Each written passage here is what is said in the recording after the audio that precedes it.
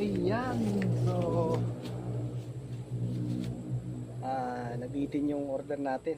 So, yung iba, hindi ko nabigyan. May 6 na kilo pa yata akong pa-order. So, nabitin yung saging natin. So, kailangan na nating anihin ito ulit at papainugin. Para naman hindi tayo mapahiya dun sa mga nag-order sa atin. So, ito. Pwede naman na ito. Ayan.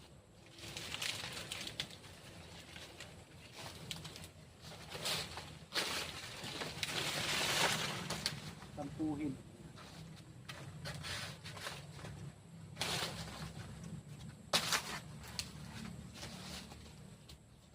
So,